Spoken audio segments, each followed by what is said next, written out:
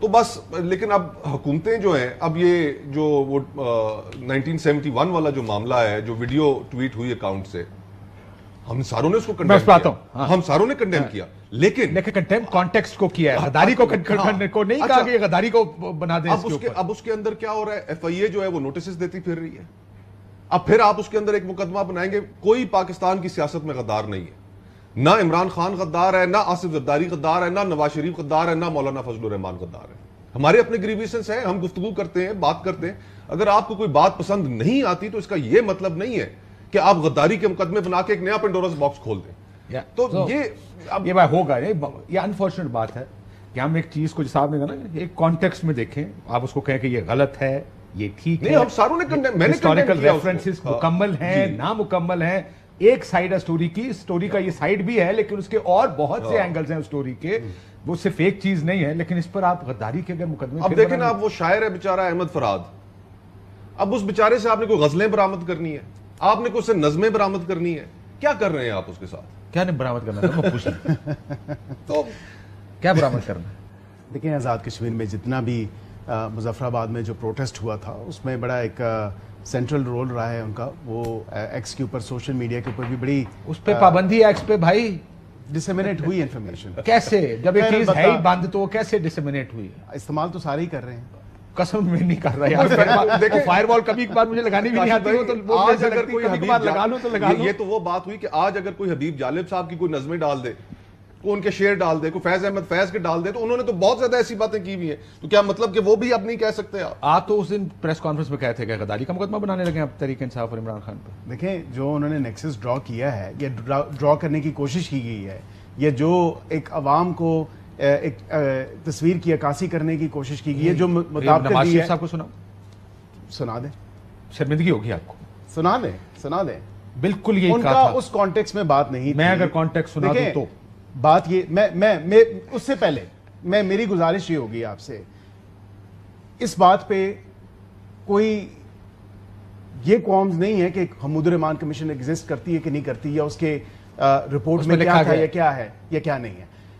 اصل جو ایشو ہے اس سے بات کافی آگے نکل چکی ہے, اور بات ابھی وہ آپ لے کر جا رہے ہیں, نہیں آپ دیکھیں جو تصویر لگائی معذرت کے ساتھ, جو آخر میں اس ویڈیو پہ تصویر لگائی اور جو چار ویڈیوز میں لگائی, غلط ہے, بات کہی ہے بھائی, وہ غلط ہے. اس پہ غداری ہو سکتی ہے, وہ اپنے سیاسی وہ قانون کا اپنا بنایا ہوا ہے نا, پوچھ بھی لیں. اسی لان تے لگے ہو باجی. اچھا, یہ کالی بھیڑیں ہیں جنہوں نے آج فیصلہ دیا, میں ذرا یہ پوچھنا چاہ رہا تھا.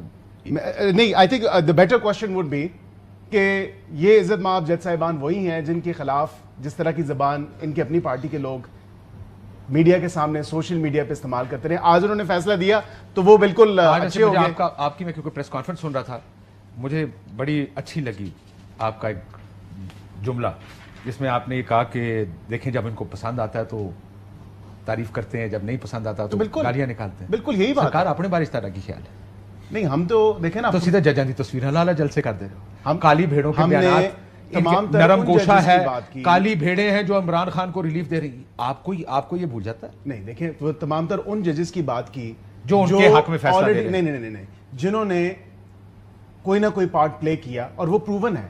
وہ چلے گئے نا, کوئی ریزائن کر گیا, کوئی ریٹائر ہو گیا. پھر جب چیف اب جو کالی بھیڑیں کیوں ریزائن کیا؟ اب کالی بھیڑیں, پھر جب سپریم جوڈیشل کاؤنسل میں ان کا کیس گیا تھا تو کیوں ریزائن؟ اب کالی بھیڑیں کون سی ہیں؟ میاں صاحب نے تو یہ 28 تاریخ کو بیان دیا.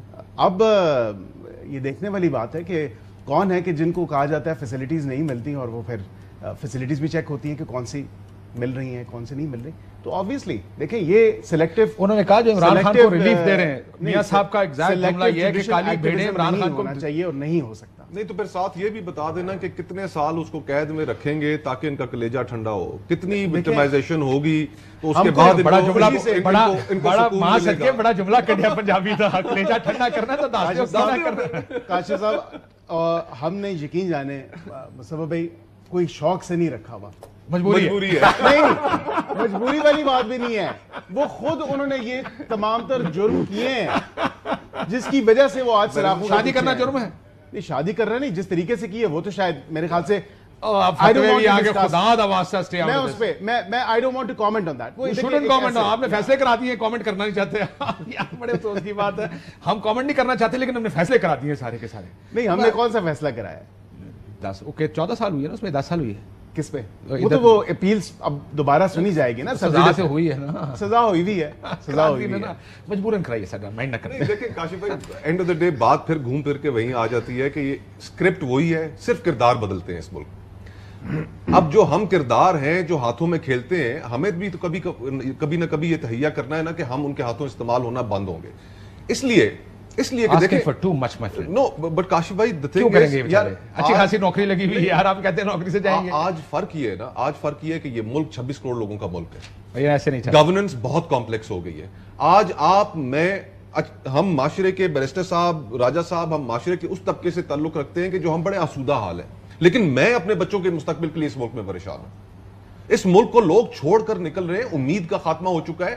اگر ہم نے اس ملک کو واپس ڈگر کے اوپر ڈالنا ہے تو یہ ذمہ داری پرائمریلی ہم سیاستدانوں کی ہے. نظام ٹھیک کرنا پڑے گا اور کندھے دینا چھوڑنا پڑے گا. مت دیں کندھا آپ کسی کو کہ آپ کی کندھے استعمال کریں, وہ کچھ نہیں کر سکتے. آپ جب کندھا دیتے ہیں تب مسئلہ خراب ہوتا ہے. یہ absolutely right, totally agree with you. چاہے عمران خان صاحب ہو, تحریک انصاف ہو, چاہے مسلم لیگ نون ہو, چاہے پیپلز پارٹی ہو, ہر بندہ یہاں پر صرف لائن میں لگا ہوا ہے کہ جناب بس مجھے موقع دیجیے. بخدمت جناب, خدمت میں اگلے دی ایسی کٹ چڑھاں گا کہ تسی بس دیکھنا. پھر تسی راجہ صاحب ایسے دیکھیں, ہم نے کیسز میں بہت سے لیپسز دیکھے جس کے بارے میں اگر آپ کہیں میں پوری ٹریلز آپ کو سنا سکتا ہوں. نون لیگ والے کہہ رہے تھے کہ جناب یہ تو کیس ہفتہ 10 دن کی مارے, یہ تو فوراً فیصلے الٹے ہو جائیں گے.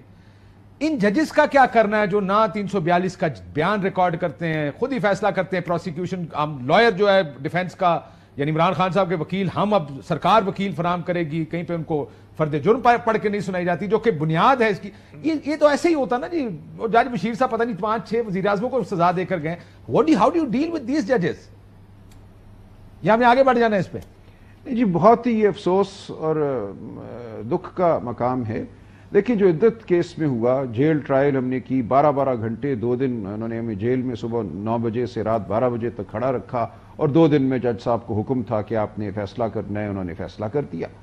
اب اس کو جب ہم اپیل میں لے کر گئے تو 4 ماہ سے ایک جج صاحب اس اپیل کو سن رہے تھے. بارہا وکیل صاحب دوسری جانب کے جو تھے وہ تاخیر کرتے تھے, کبھی ملک سے باہر چلے گئے, کبھی مری چلے گئے, کبھی نتھیا گلی چلے گئے. لیکن جو کچھ بھی تھا ہم جتے رہے اور بالآخر بحث مکمل ہو گئی.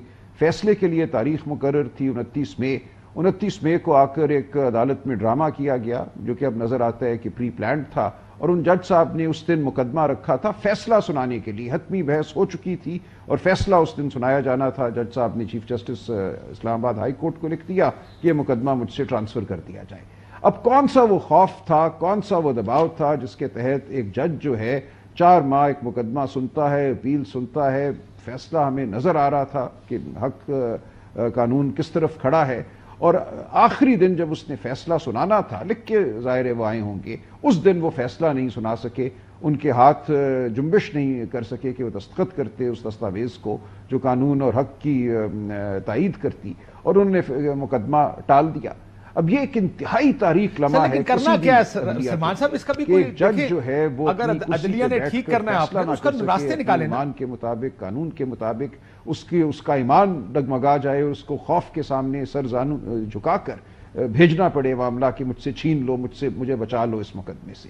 تو یہ انتہائی ایک افسوس کا مقام ہے. پھر یہ کہتے ہیں عدالتیں آزاد ہیں, مقدمے چل رہے ہیں, آپ مقدمے لڑیے. جو ہمارے الیکشن کے مقدمات کے ساتھ ہو رہا ہے, الیکشن کمیشن نے اب یہ اختیار حاصل کر لیا ایک آرڈیننس کے تحت جو انہوں نے بنایا کہ کسی جج سے وہ مقدمہ چھین کر, ہائی کورٹ کے سرونگ جج سے مقدمہ چھین کر اپنی مرضی کے ریٹائرڈ جج کو جس کو 3-4 مہینے کے کانٹریکٹ پہ رکھا ہوگا وہ دے سکتے ہیں.